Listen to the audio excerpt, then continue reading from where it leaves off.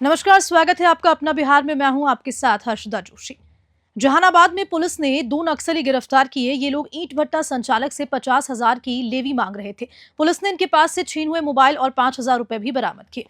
जहानाबाद जिले के शकूराबाद थाना क्षेत्र में संचालित एक ईंट भट्टे पर 2 नक्सली रंगदारी मांगते पहुंचे। उन्होंने मजदूरों के मोबाइल छीन लिए और 50,000 की लेवी की मांग उठाई। संचालक ने तत्काल इसकी सूचना पुलिस को दी। अनुमंडल पुलिस पदाधिकारी राजीव कुमार सिंह ने बताया कि गिरफ्तारी नक्सली रामशीष यादव गया जिले के टेकरी थाना क्षेत्र का निवासी है, जबकि उसका सहयोगी रणधीर कुमार रामनगर का रहने वाला है। दोनों का नक्सली इतिहास रहा है। तकनीकी अनुसंधान के आधार पर दोनों को गिरफ्तार किया गया है। रामशीष पहले टीपीसी नक्सली संगठन में काम किया करता था और जेल भी जा चुका है। गिरफ्तार आरोपियों के पास से छीने गए 4 मोबाइल और 5,000 बरामद किए गए हैं। मामले में 2 और संदिग्धों की गिरफ्तारी के लिए छापेमारी जारी है। सीसीटीवी में भी पूरी घटना कैद हो चुकी है। जहानाबाद से कृणाल किशोर की रिपोर्ट।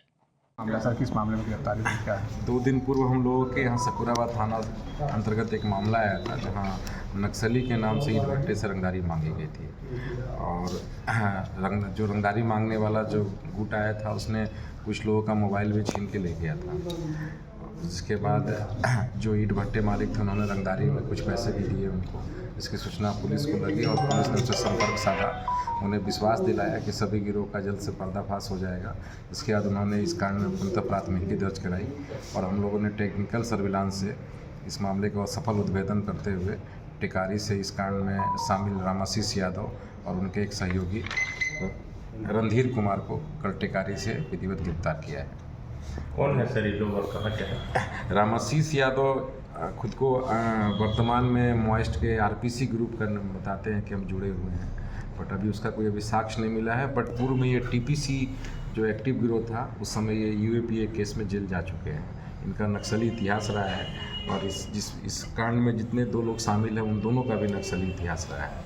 और हम लोगों ने फिरौती के इसमें से इनके हिस्से से 5,000 रुपये और 4 मोबाइल जब्त किया है और वेबकैम जब्त किया है, जिसमें इन्होंने पैसा लेते हुए कुछ तस्वीरें भी आई है। मधेपुरा में चोरी की बढ़ती घटनाओं को देखते हुए पुलिस ने शांति समिति की बैठक की। एसपी परविंद्र भारती ने दुकानदारों को सुरक्षा के विशेष उपाय सुझाए।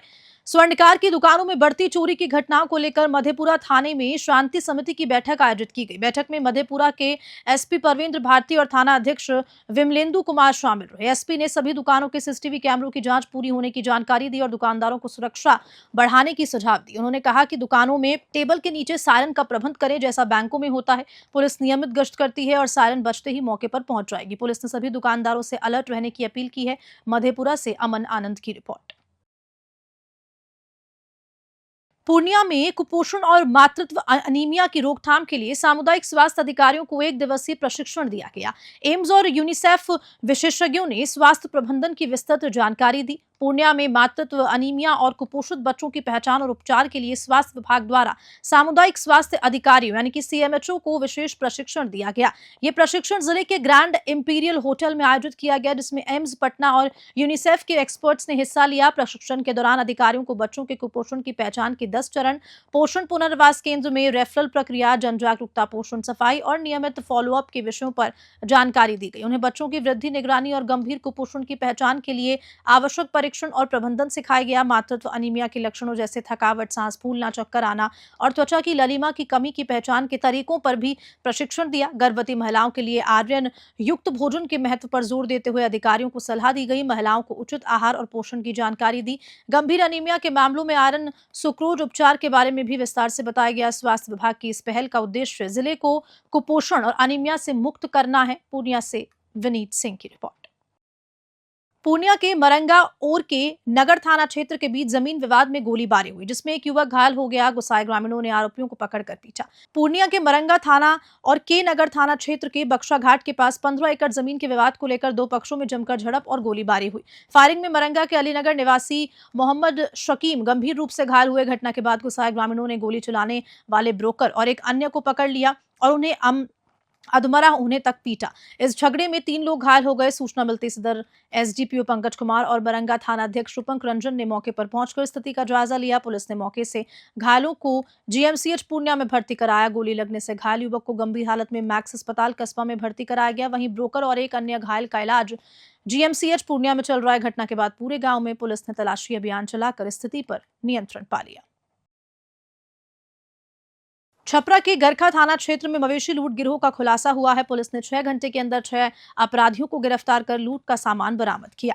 सारण जिले के गरखा थाना क्षेत्र के सरगटी गांव में मवेशी लूटपाट की घटना को अंजाम देने वाले गिरोह का पुलिस ने पर्दाफाश किया।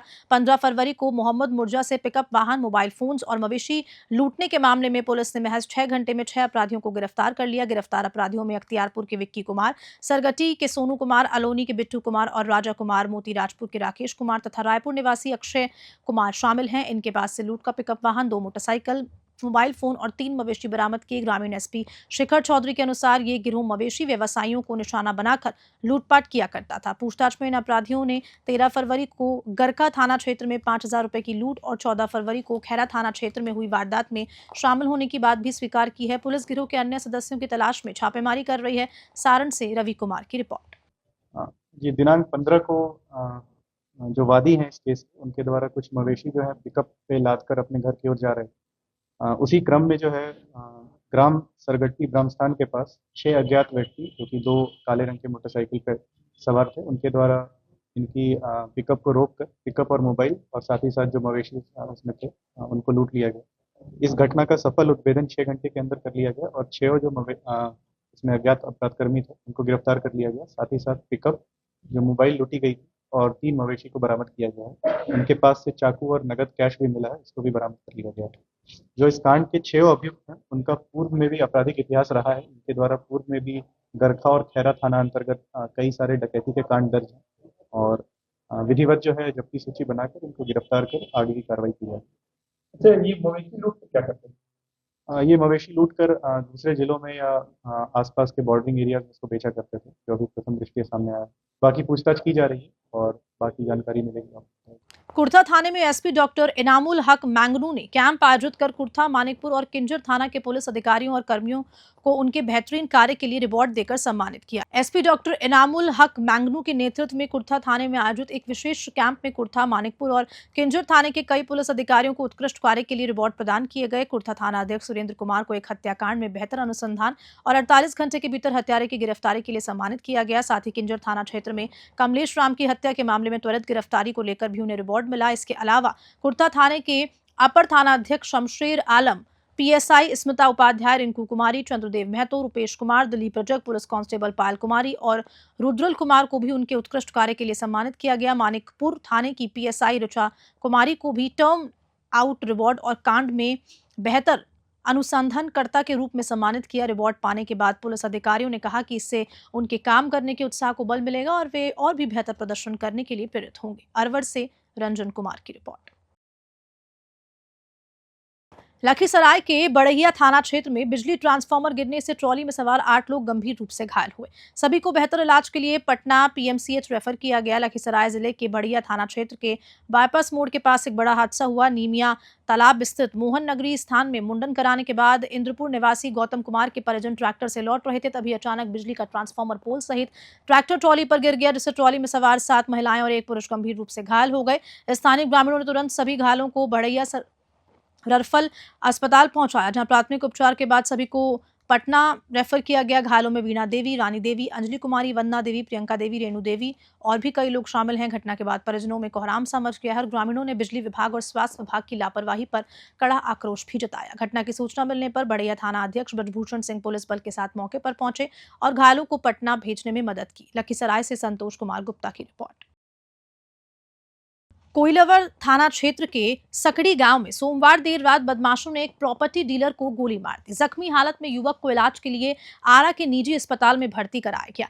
कोइलवर थाना क्षेत्र के सकड़ी गांव स्थित ब्रह्मा बाबा के पास सोमवार की देर रात एक प्रॉपर्टी डीलर को बदमाशों ने गोली मार दी। जख्मी युवक की पहचान 40 वर्षीय विमलेश कुमार के रूप में हुई है, जो सकड़ी गांव के रामनाथ सिंह के पुत्र हैं। घटना के समय विमलेश कुमार अपनी बाइक से सकड़ी चौक से घर लौट रहे थे, तभी एक बाइक पर सवार 3 हथियारबंद बदमाशों ने उन्हें निशाना बनाया। विमलेश को एक गोली पेट के बीचों बीच और दूसरी गोली बाएं हाथ की कोहनी पर लगी, जिससे वह गंभीर रूप से घायल हो गए। परिजनों ने उन्हें तुरंत आरा के निजी हॉस्पिटल पहुंचाया, जहां उनकी स्थिति गंभीर बनी हुई है। घटना की जानकारी मिलते ही कोइलवर थाना की पुलिस घटनास्थल पर पहुंची और जांच में जुट गई। सदर एसडीपीओ रंजीत कुमार सिंह ने बताया कि युवक ने किसी विवाद की बात नहीं बताई है। पुलिस सीसीटीवी फुटेज की मदद से अपराधियों की पहचान में लगी है। घटना के बाद से इलाके में दहशत का माहौल है। भोजपुर से आलोक की रिपोर्ट। मुजफ्फरपुर के जैतपुर थाना क्षेत्र में कुंभ स्नान से लौट रहे श्रद्धालुओं का वाहन हादसे का शिकार हो गया। इस दुर्घटना में 2 महिलाओं की मौत हो गई जबकि कई अन्य गंभीर रूप से घायल हो गई। मुजफ्फरपुर के जैतपुर थाना क्षेत्र के एमा टोल प्लाजा के पास अल सुबह एक दर्दनाक सड़क हादसा हुआ। कुंभ स्नान से लौट रहे श्रद्धालुओं से भरी लग्जरी वाहन सड़क किनारे खड़ी एक ट्रक से टकरा गई। हादसे में 2 महिलाओं की मौके पर मौत हुई। मृतकों में एक महिला नवादा जिले की और दूसरी धनबाद झारखंड की रहने वाली बताई जा रही है। घटना के समय सभी श्रद्धालु मधुबनी जिले के झंझारपुरा लौट रहे थे। हादसे में बच्चे सहित आधा दर्जन लोग गंभीर रूप से घायल हो गए। स्थानीय पुलिस ने मौके पर पहुंचकर सभी घायलों को अस्पताल भेजा, जहां डॉक्टर्स ने 2 महिलाओं को मृत घोषित कर दिया। जैतपुर थाना अध्यक्ष कुंदन कुमार ने फोन पर बताया कि हादसे में जान गंवाने वाली महिलाएं झंझारपुर के परिवार की सदस्य थी। हादसे के बाद इलाके में हड़कंप मच गया। पुलिस मामले की जांच कर रही है। मुजफ्फरपुर से मणिभूषण शर्मा की रिपोर्ट। झाझा थाना क्षेत्र के बलियाड़ी गांव में हुई हिंसा के मामले में पुलिस ने हिंदू शेरनी के नाम से जानी जाने वाली खुशबू पांड्या को गिरफ्तार किया। आरोप है कि उसने भड़काऊ भाषण दिया और नारेबाजी की, जिससे हिंसा और बढ़ गई।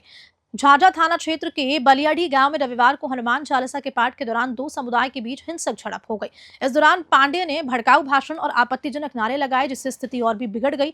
मामले में पुलिस ने उसे गिरफ्तार कर लिया और मेडिकल जांच के बाद कोर्ट में पेश किया गया। साथ ही पुलिस ने 7 लोगों पर नामजद और 50 अज्ञात के खिलाफ केस दर्ज किया। खुशबू पांडे के साथ नगर परिषद जमुई के उपाध्यक्ष नीतीश कुमार साहब भी आरोपित हैं, जिनकी तलाश जारी है। एसपी मदन कुमार आनंद ने स्पष्ट रूप से कहा है कि दोनों पक्षों के दोषियों को बख्शा नहीं जाएगा। जमुई से धीरज कुमार सिंह की रिपोर्ट।